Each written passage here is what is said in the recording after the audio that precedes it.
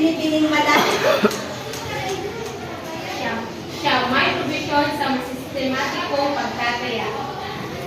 Pagsampo. Matibay ng kayarian. Okay, maraming salamat. So, ang isang maganda na SLD ay matibay ang pagkakagawa, kaya hindi ito agad nasisira kahit madalas gamitin. Dapat ay maayos at kaakit-akit na pabalat para interesado ang mga estudyante at dapat malinaw ang pagkakalibag ng nilalaman para mapadaling basahin at intindihin. Okay, dumako na tayo dito sa ang module pang pagtuturo. Maaari mo bang basahin, Binibining Baldos?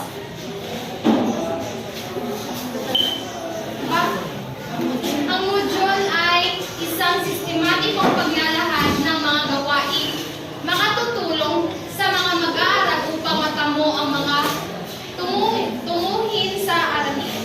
Okay, maraming salamat. So, ang module ay parang isang guide na kung saan kumpleto na ang information, activities o goals mo sa iyong specific na lesson. At ayon nga kay Darrell L. Murray, ay ito ay nakadesenyo para matutunan ng estudyante ang lesson kahit na mag-isa. At susunod na magtatalakay ay si Binibining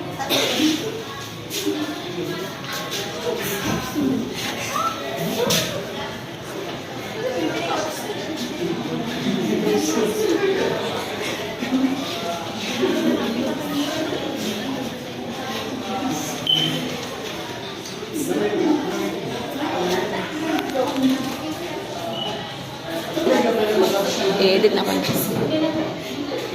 Dito naman, dumako tayo sa batayang bahagi ng module. Una ay, makibasa nga, Mary, ang number 1. Paglalahad ng layo, statement of purpose. Ang paglalahad ng layon o statement of purpose ay, ang layunin nito ay tumutukoy sa kung ano ang dapat ibahagi ng guro sa kanyang mga mag-aaral. Dito rin na bahagi ay nagsasaad ng pangunahing layunin kung o dahilan ng pagtuturo ng isang particular na module o aralin dito sa paglalahad ng layon. Dito naman sa pangalawa, mga kasanayang kakailanganin o prerequisite skills ay dito itinuturo ng guro kung ano nga ba ang mga hakbang na dapat niyang ituro sa kanyang mga mag-aaral. At sa pangatlo naman, mga layunin pang pagtuturo o instructional objectives ay dito mapapaloob ang mga panuto o mga gabay na dapat sundin o gawin ng mga estudyante. Sa pangapat naman, panuring paunang pagsusulit o diagnostic pretest.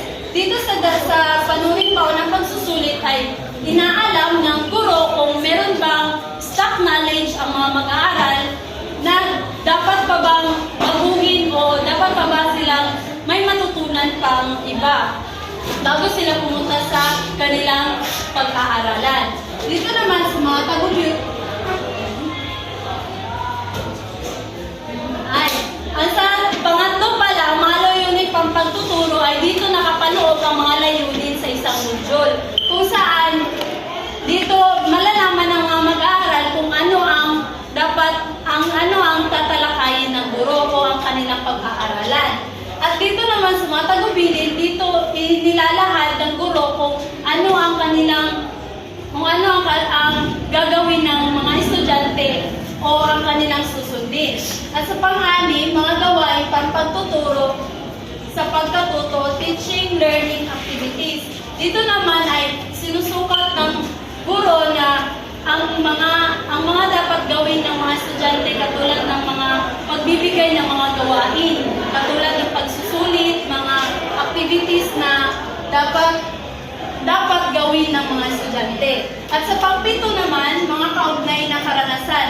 Dito ay pinagkaloob ng mga guro ang kanyang mga mag-aaral ang kanyang mga karanasan o mga nararanasan na nila. Sa pagtatayang huling pagsusulit ay dito evaluate ng mga guro kung meron bang natututunan ng mga mag-aaral. Dito rin malalaman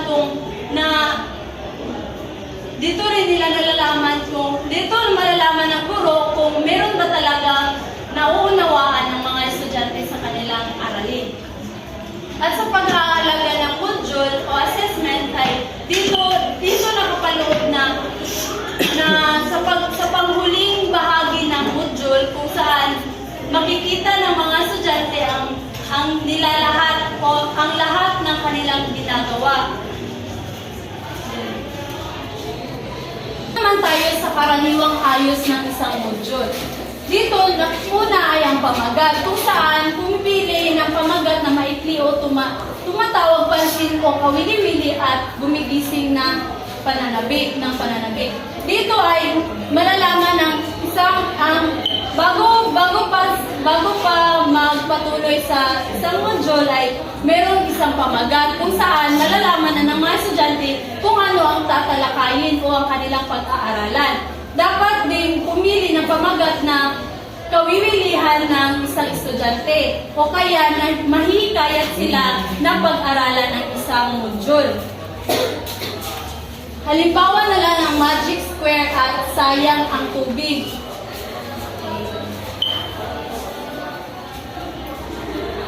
Sa pangalawa naman ay ang mga mag-aaral na gagamit. Dito sa module ay ilaalam ng mga guro ang kanilang bibigyan ng isang aralin. O kaya ay, for example na lang sa mga elementary ba, high school ba yung tagaan, kailangan nga ilaharagid ng mga aralin, ilaharagid ng mga module kung unsa ilahang dapat nga tunan.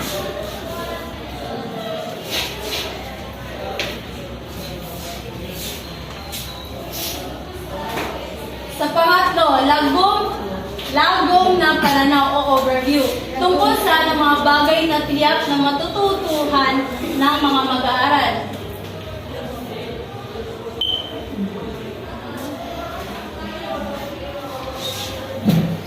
Trigo. Ang lagom na pananaw o overview ay tungkol sa mga bagay na tiyak na matututuhan ng mga mag-aaral. Ibigay ang kahalagahan ng module.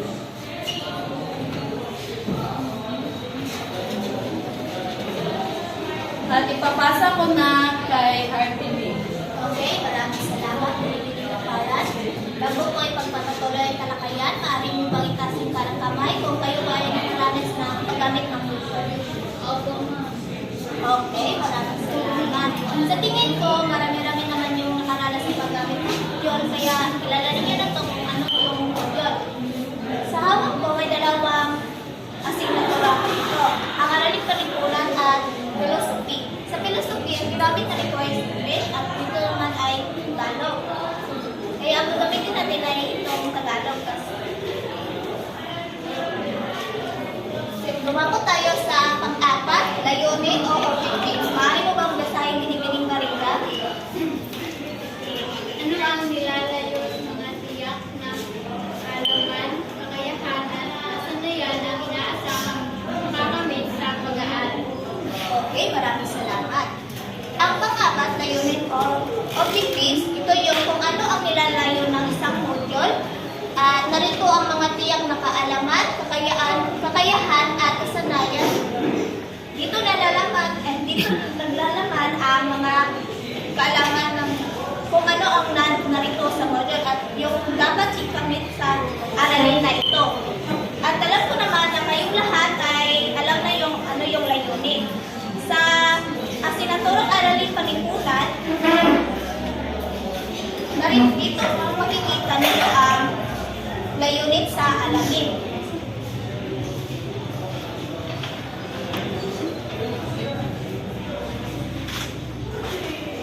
Ang panglima naman ay ang mga kakailanganin,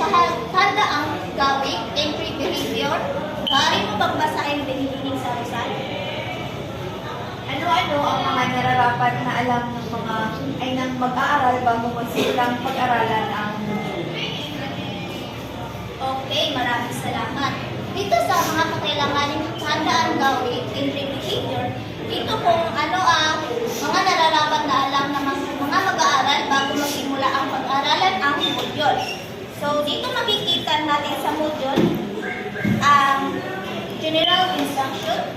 So, dito na malalaman ng mga mag-aaral kung ano yung gagawin nila sa bago sila magsisimula o ano yung ihandang kagamitan nila upang kung saan. Halimbawa, halimbawa, to be guided in achieving the objectives of this module, do the following. First, read and follow instruction carefully. Number 2, write all your answers in your philosophy activity notebook. Number 3, answer the quizzes before going through the lesson. Number 4, take note and record points for clarification. 5, compare your answer against the page. Answer A to answer found at the end of the module. 6, do the activities and follow understanding lesson. 7, answer the self-check to monitor what you learned in each lesson. 8, answer the post-test after you have gone over all the lesson. So, dito, mahalaga ito sa module upang malaman ng mga mag-aaral kung ano yung dapat nilang ihanda bago sila magsisimula sa kanilang pagsagot sa module. At ang pang-anim ay mga gawain sa pagkatuto, learning activities.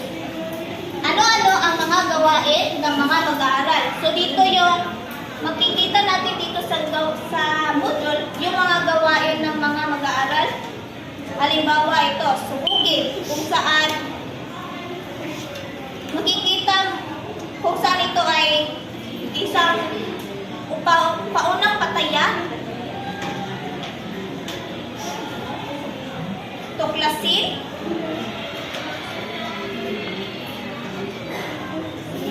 pagyamanin, isa-isip, isa-gawa, tayahin na dahil. At ang paghuling bahagi ang tayahin. Yun ang mga gawain sa mga pagkatuto, learning activities. At tatawagin ko si Panginoong Pipito. Ginoong. Tatawagin ko si Ginoong Pipito para ipagpatuloy sa kanya.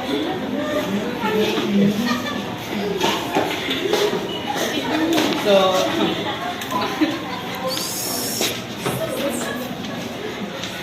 mga tanong na sasagutin o questions. Ano-ano ang natutuhan ng mga mag-aaral?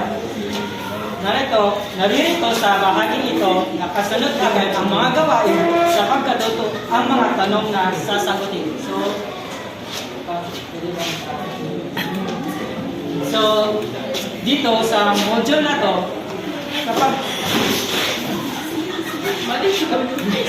sa module nito, kapag may tinalakay tayo na kapag mayroon tayong tinatalakay, kailangan yung mga questions natin ay naparito din sa ating module. So, kapag nandito is, mga halimbawa nito is, ano nga ba ang ibig sabihin ng ating tinatalakay ngayon? So, ibig sabihin nito, kung alin ang nasa module na ng ating pinag-aaralan ay nandito din lahat ng ating mga katanungan.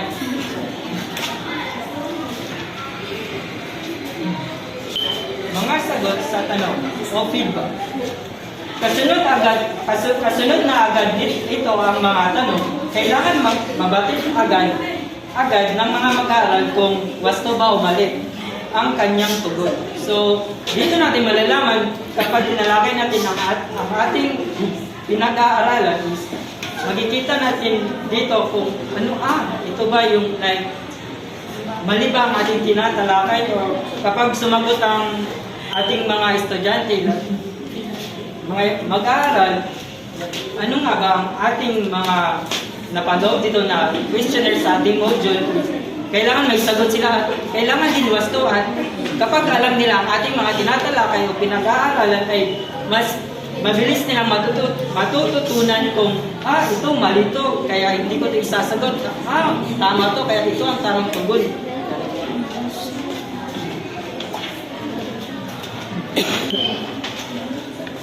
Panukatang sanggunian, pagsusulit, criteria reference or courses. Ano-ano ang mga natutunan ng mga mag-aaral sa module? So, dito natin masasabi kung epektibo ba talaga ang ating mga tinatalakay.